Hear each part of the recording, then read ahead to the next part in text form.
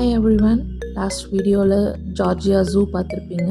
இப்போ நம்மளோட நெக்ஸ்ட் ஸ்பாட்க்கு இன்னும் ஒரு 1 மினிட்ல ரீச் ஆகிடுவோம். ஆல்மோஸ்ட் லாஸ்ட் வீடியோ பார்த்தவங்க எல்லாருக்கும் இப்போ நம்ம எங்கே வந்திருக்கோன்னு ஒரு கெஸ் இருக்கும். இங்கே உள்ளே பார்க் பண்ணுறதுக்கு 20 rupees per டேன்னு சார்ஜ் பண்ணாங்க. என்ட்ரிலேருந்து உள்ளே வரத்துக்குள்ளேயே நிறைய ட்ரெக்கிங் ஸ்பாட்ஸ்லாம் இருந்தது. இதில் வெறும் நம்ம வந்திருக்க அட்ராக்ஷன் மட்டும் இல்லாமல் நிறைய கவர் பண்ணலாம். Welcome to our channel TST lits. Last வீடியோவில் நம்ம அட்லாண்டா ஜூ பார்த்துருக்கோம். இப்போ நம்ம வந்திருக்க இடம் ஸ்டோன் மவுண்டன். ஸ்டோன் மவுண்டனுக்குள்ள என்னெல்லாம் இருக்குன்னு உள்ள போய் தெரிஞ்சுக்கலாம் வாங்க. இந்த அட்ராக்ஷன் சிட்டி பாஸில் இல்லை, ஸோ டிக்கெட் வாங்கி தான் நம்ம உள்ளே போகணும். அதனால தான் தேவ் டிக்கெட் வாங்கிட்டு இருக்காரு. பட் அதுக்குள்ளேயே என் கையில் ஒரு டிக்கெட் இருக்குது பார்த்தீங்களா. இதோட முழு கதையை நான் உள்ளே போக போக உங்களுக்கு சொல்கிறேன். அதை தெரிஞ்சுக்கணுன்னா வீடியோவை ஸ்கிப் பண்ணாமல் பாருங்கள்.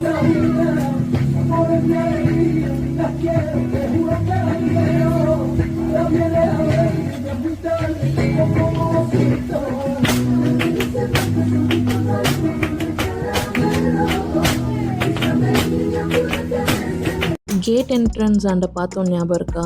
லாட்டின் ஃபேமிலி ஃபெஸ்டிவல்னு சொல்லி அதுக்கு ரிலேட்டடாக தான் உள்ளே பரைடு அப்புறம் லேசர் ஷோலாம் கண்டக்ட் பண்ணுறாங்க. ஸோ இந்த வீடியோவை ஃபுல்லாக ஸ்கிப் பண்ணாமல் பாருங்கள்.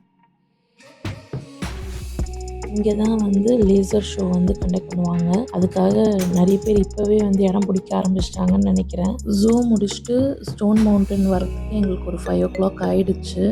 அடுத்தது ஸ்கை ரைட் தான் போனோம். அது எத்தனை மணி வரைக்கும் ஓப்பன் அப்படின்னு தெரியல. ஸோ அதனால் ஃபாஸ்ட்டாக இப்போ ஸ்கை ரைடை தான் பார்க்குறதுக்காக போனோம். தெரியுதா, இது தாங்க ஸ்கை ரைடு. இப்போ இதில் தான் ஏறி எல்லாரும் மேலே போய் ஸ்டோன் மவுண்டன் மேலே எப்படி இருக்குது வியூ அப்படின்னு சொல்லி பார்க்க போகிறோம். வாங்க போய் பார்ப்போம்.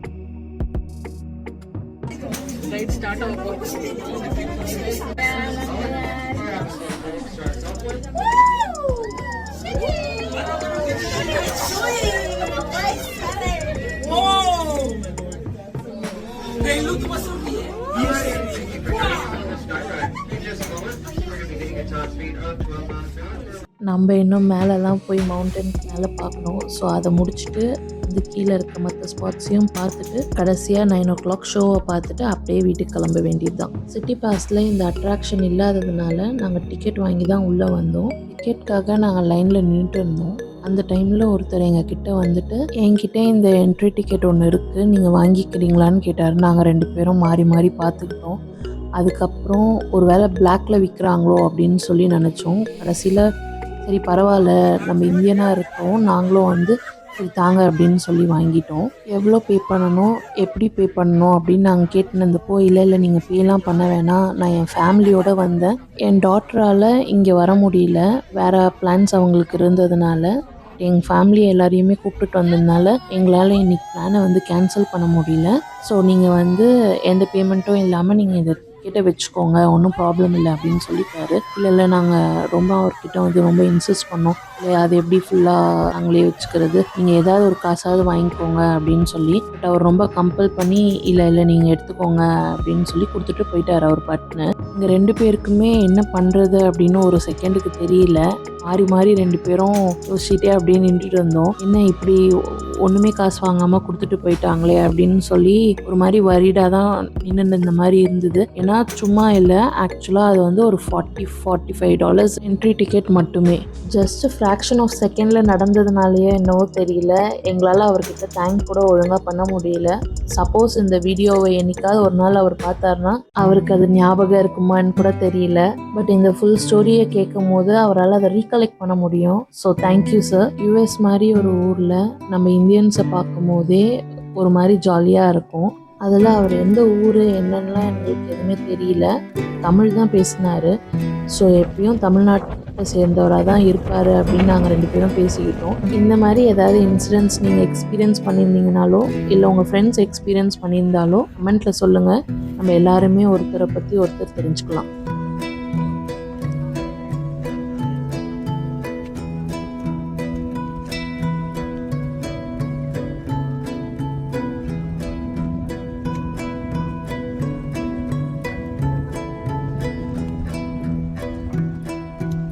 எனக்கு இந்த இடத்த பார்த்தோன்னே ஒரு பிக்னிக் ஸ்பாட் மாதிரி இருந்ததுங்க. ஃபுல்லாக லஞ்செல்லாம் பேக் பண்ணி நம்ம எடுத்துகிட்டு எல்லோரும் சேர்ந்து உட்காந்து சாப்பிட்டா செம்மையாக இருக்கும்னு தோணுச்சு. நாங்கள் சும்மா மேலே வியூ மட்டும்தான் பார்த்தோம், ட்ரெக்கிங் மாதிரி உள்ளெல்லாம் போல. ஏர்லி பாஸ் எடுத்துகிட்டு இந்த இடத்துல இருக்க எல்லா அட்ராக்ஷன்ஸுமே அப்பப்போ வந்து கவர் பண்ணிடுறாங்க. நாங்கள் ஆக்சுவலாக இந்த ஸ்டோன் மவுண்டனுக்கும் லேசர் ஷோக்காக தான் இந்த இடத்த சூஸ் பண்ணோம். ஸோ சப்போஸ் நீங்கள் ட்ரெக்கிங்லாம் பண்ணுவீங்க அப்படின்னா அதுக்கு தகுந்த மாதிரி பிளான் பண்ணிக்கோங்க.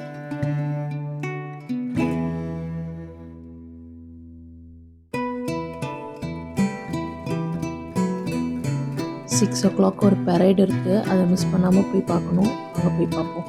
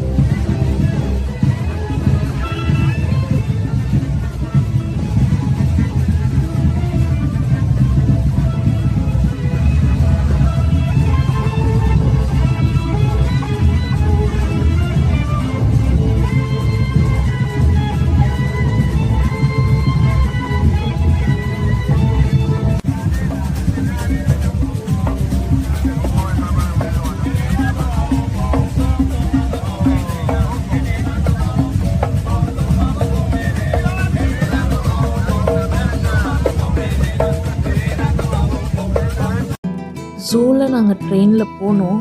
பட் அதில் போகும்போது என்னவோ ஒரு டாய் ட்ரெயினில் போகிற மாதிரி ஒரு ஃபீல் தான் இருந்தது. பட் இந்த ட்ரெயினில் போகும்போது உண்மையாகவே இந்தியாவில் ஒரு ட்ரெயினில் போகும்போது என்ன ஃபீல் தரோமோ அதே மாதிரியே எக்ஸ்பீரியன்ஸ் பண்ணோம். அண்ட் ஒரு 5 கிலோமீட்டர்ஸ் அந்த மாதிரி போயிருப்பாங்கன்னு நினைக்கிறேன். கரெக்டாக தெரியல அப்ராக்சிமேட்டாக எவ்வளோ தூரம் நாங்கள் போனோம் அப்படின்னு. பட் ரொம்ப ஸ்பெஷலாக இருந்தது.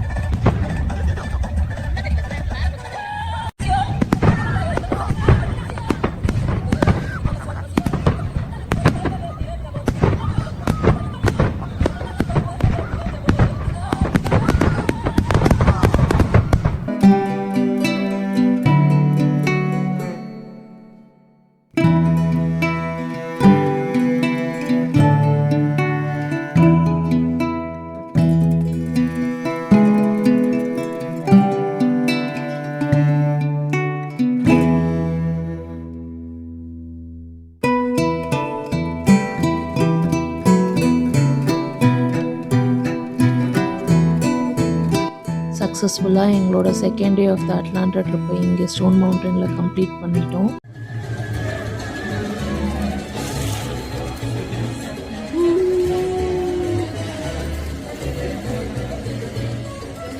இந்த வீடியோ உங்களுக்கு பிடிச்சிருந்ததுன்னா லைக் பண்ணுங்க, ஷேர் பண்ணுங்க, சப்ஸ்கிரைப் பண்ணுங்க டு டிஎஸ் டிலைட்ஸ்.